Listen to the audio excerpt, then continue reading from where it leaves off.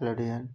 उम्मीद करता हूँ सब अच्छे होंगे, बहुत अच्छे से पढ़ भी रहे होंगे। तो इस पढ़ाई के साथ मुझे उम्मीद यही है कि सारे बच्चे ध्यान देंगे। और बोर्ड आने वाला है यूपी बोर्ड का, तो यूपी बोर्ड में भी ये काम आने वाला है और जितने भी अदर क्लास के बच्चे हैं उनके लिए भी बहुत यूज़फुल है। तो देखते रहो और कमेंट ज़रूर करो यार, या लाइक करो। ओके, चलो। तो हम लोगों ने डिस्कशन किया था, आगे बढ़ते हैं थोड़ा सा, कि हम लोगों ने जो स्टेशन सेकंड पढ़ लिया था और उसमें बता दिया था कि कैसे हम लोगों ने प्रॉफिट शेयरिंग रेशियो डिस्ट्रीब्यूट करेंगे। ठीक है, न्यू पार्टनर के अकॉर्डिंग। दूसरा है कि जब एग्जिस्टिंग पार्टनर, ठीक है, surrendered a particular portion of their the share favour of the new partner, मतलब सरेंडर्ड करते हैं। दैट मीन्स क्या करते हैं, कहते हैं कि ये ले लो भाई, मैं दे दूंगा, इतना मैं दे दूंगा उतना तुम दे दोगे। ठीक है, तो देखो अब यहाँ पर क्या होता है कि जैसे ही अब एक इलस्ट्रेशन के अकॉर्डिंग समझाएंगे तो ज़्यादा समझ में आएगा। हिम और राज, यानी कि हिमराज जिसको कहते हैं, एच और आर, दोनों क्या है, पार्टनर है। किस रेशियो में, 5:3 में। ठीक है, 5:3 में वो दोनों क्या कर रहे हैं, बांट रहे हैं प्रॉफिट और दोनों प्रॉफिट और लॉस बांट रहे हैं। जॉली उसमें एडमिट कर रहे हैं। ठीक है, कितने के लिए, 1/, तो जॉली को जो हिम दे रहा है वो कह रहा है कि हम 1/5 देंगे अपने में से। ठीक है, अब इसके आगे देखो क्या लिखा है, ऑफ। ऑफ का मतलब क्या होता है, मल्टीप्लाई। ठीक है, और यहाँ पर भी क्या दिया है, ऑफ। ऑफ का मतलब क्या होता है, मल्टीप्लाई। यानी कि जो हिम और राज का शेयर है उसमें मल्टीप्लाई करा देना है, सीधी सी बात है। और जितना ये शेयर देंगे उस दोनों को क्या करना है, ऐड कर देना है, ऑटोमेटिक आ जाएगा। ठीक है, देखो तो यहाँ पे हिम क्या दे रहे हैं, 1/5, यानी कि जो इनका शेयर है वो कितना है, जो हिम का शेयर है वो कितना है, तो 1/5 इनका ये दे सरेंडर कर रहे हैं, 1/8 है। तो 1/8 यानी कि 1/8 सॉरी 5/8 इंटू 1/5, दोनों का एलसीएम लेंगे तो कितना हो जाएगा, नीचे 40। ठीक है, ऊपर कितना हो जाएगा बताओ, 25। ठीक है, और प्लस कितना हो जाएगा बताओ, 5, यानी कि कितना हो जाएगा, लेकिन मल्टीप्लाई करेंगे ना, सॉरी, तो 5×5, एक मिनट मैंने मिस्टेक कर दिया। ठीक है, 5। तो देखो यहाँ पर जब मल्टीप्लाई करेंगे ना तो ये हो जाएगा नीचे 40, नीचे हो जाएगा 40 और ऊपर कितना हो जाएगा 5। ठीक है, तो 5/8 5×5 5×8 इसीलिए यहाँ पर 1/8 लिखा है। ठीक है, दूसरे का क्या हो जाएगा, दूसरे का देखो, दूसरे का यहाँ हो जाएगा, थोड़ा सा ध्यान दे लेना, रफ कर रहा हूँ मैं। दूसरे का जब इसका बात करेंगे, ठीक है, राज का, तो राज का क्या हो जाएगा, देखो ऊपर पहले निकालेंगे राज का, तो ये कितना हो जाएगा, 1/3 उनका था। ऑफ का मतलब क्या मैंने बताया, मल्टीप्लाई, यानी कि 3/8, तो कितना हो जाएगा, 3 से 3 कैंसिल, ये भी कितना देंगे, 1/8, यानी कि ये दे रहे हैं 1/8, ये दे रहे हैं 1/8, तो इनका टोटल कितना हो जाएगा जॉली का, तो 1/8 प्लस 1/8, तो दोनों हो जाएगा कितना, 2/8। ठीक है, 2/8 का मतलब 2 1 2 2 4 8, यानी कि 1/4। ठीक है, इतनी बात समझ में, या 2/8 भी लिख सकते हो। तो देखो यहाँ पे क्या लिखा, 2/8 लिखा। अब इन्होंने क्या कर दिया है कि 1/5 ये था, उन्होंने इतना उसको, मतलब हिम का जो 5/8 था, उसने क्या कर दिया है कि उसने अपना 1/8 दे दिया है, तो उसके पास बचा कितना, 4/8 बचा। और राज ने जो था, राज था उसका 3/8 था, उसने 1/8 दे दिया, तो उसके पास कितना बचा, 2/8। तो अगर सही रेशियो में देखें तो क्या हो जाएगा, 4:2 और 2 हो रहा है। ठीक है, तो दैट मीन्स 2 से सब डिवाइड हो जाएगा, तो 2 2 जा 4, 2 1 जा 2, 2 1 जा 2, इसीलिए ये रेशियो है 2:1:1। या इसको आप ऐसे भी लिख सकते हो, या ऐसे भी लिख सकते हो, या ऐसे भी लिख सकते हो, जैसे हमने बताया। ठीक है, तो एज योर विश, ऐसे कर सकते हो। ठीक है, बाकी जो चीज़ें हैं उसको समझने में की कोशिश करो, नहीं समझ में आता है तो कमेंट्स कर दो। ठीक है, मैं उस पर फिर छोटा सा एक वीडियो बना के अपलोड कर दूंगा, या आप अपना नंबर दे दोगे तो मैं वो उस पर व्हाट्सअप कर दूंगा। ओके, तो इतना ज़रूर कर दो, ठीक, इतना ज़रूर कर लो और सीख लो, ठीक। In the case of the surrender कैसे कैलकुलेशन होता है, ओके। अब आता है फिल इन द ब्लैंक्स। तो बेटा ये फिल इन द ब्लैंक्स तो आप खुद कर लो तो बेहतर रहेगा, ठीक है। अब आता है गुडविल। गुडविल क्या होता है, गुडविल का मतलब क्या होता है? देखो गुडविल क्या होता है कि जैसे नाम है, किसी व्यक्ति के नाम से आप क्या करते हो, वहाँ पर पढ़ने जाते हो या वहाँ पे सामान लेने जाते हो। जैसे कहते हो कि रमेश की दुकान से सामान अच्छे देते हैं रमेश अंकल, और सुरेश है घूरता है, उल्टा सीधा बोलता है, बात करने की तमीज़ नहीं, हम नहीं जाएंगे उसके यहाँ। तो that means why are you going there, आप वहाँ क्यों जा रहे हो? क्योंकि उसकी गुडविल क्या है, अच्छा है, उसका नाम क्या है, अच्छा है। तो उसके नाम की वजह से आप क्या जा रहे हो, उसके दुकान पे जा रहे हो। समझ में आया कि नहीं?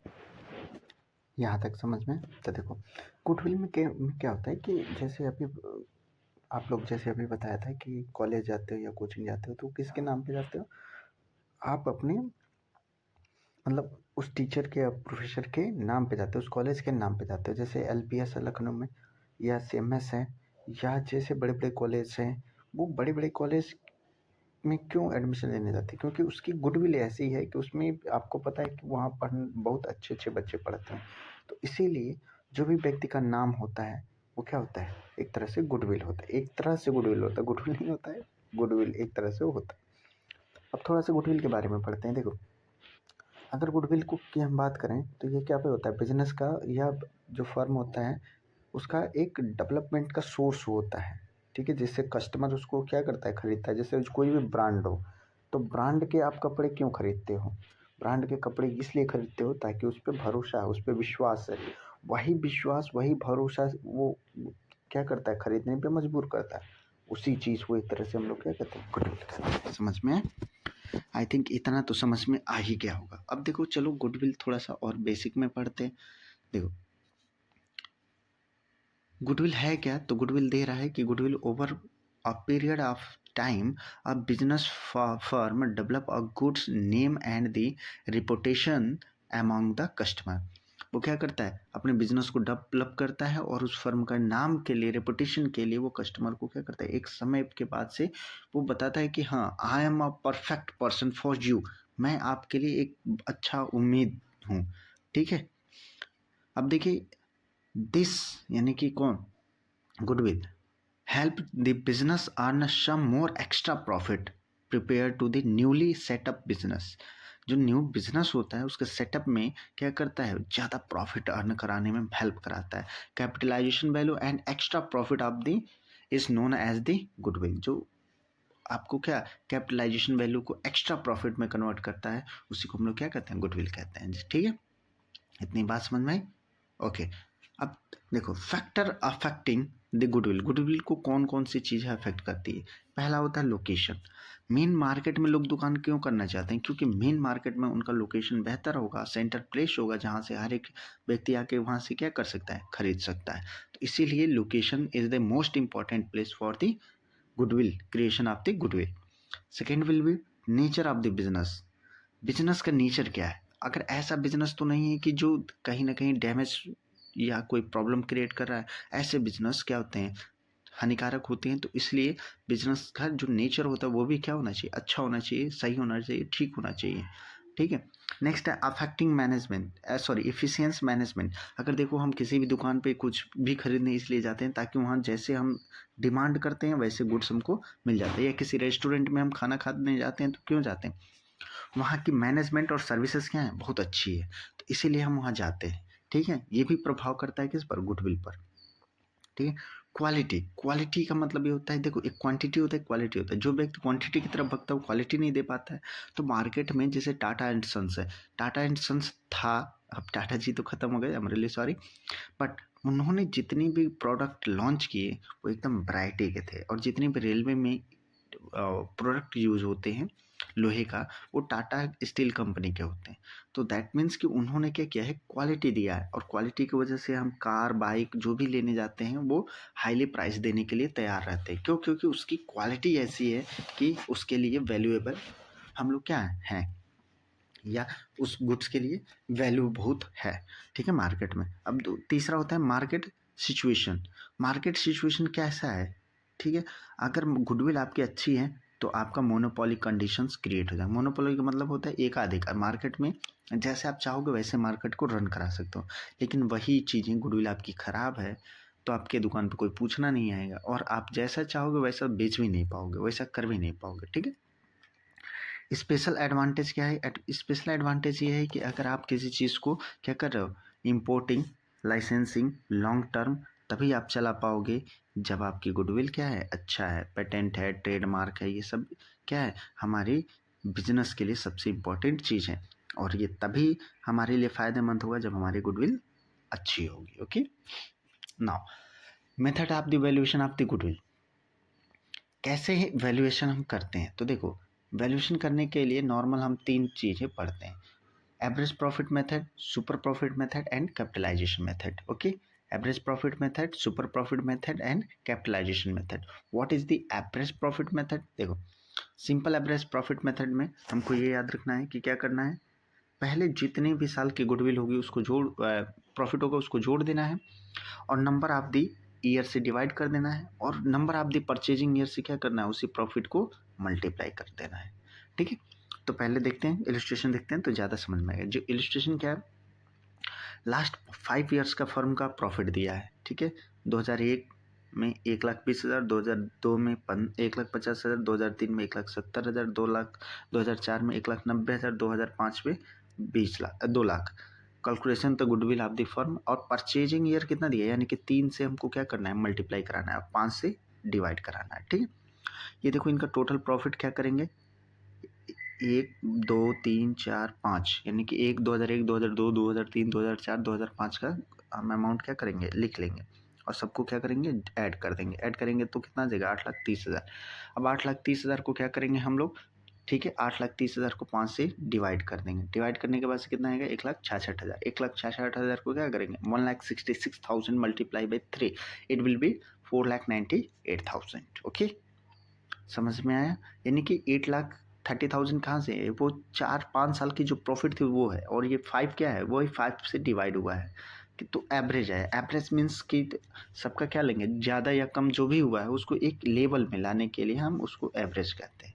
एक लेवल में लाने के लिए हम उसको एवरेजिंग करते हैं। ओके ओके, नाउ कौन सा है, सुपर प्रॉफिट मेथड।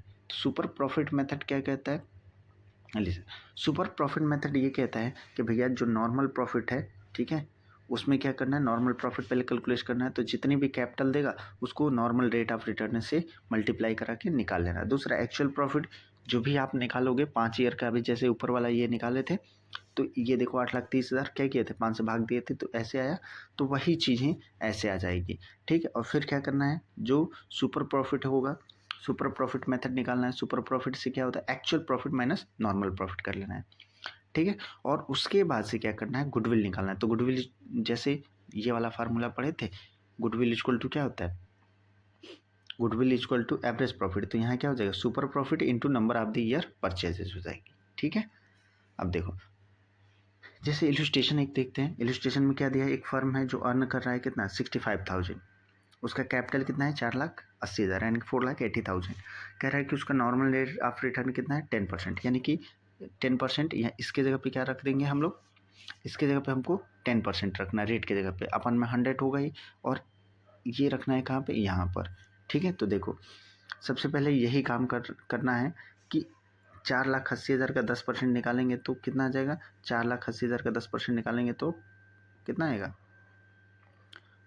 बताओ, जो भी आएगा 48,000, 48,000 आएगा। 48,000 को क्या करेंगे, सुपर प्रॉफिट है तो actual profit minus normal profit. Actual profit आपको कितना दिया है, 65,000, तो 65,000 में से 48,000 माइनस करेंगे, 17,000 आएगा।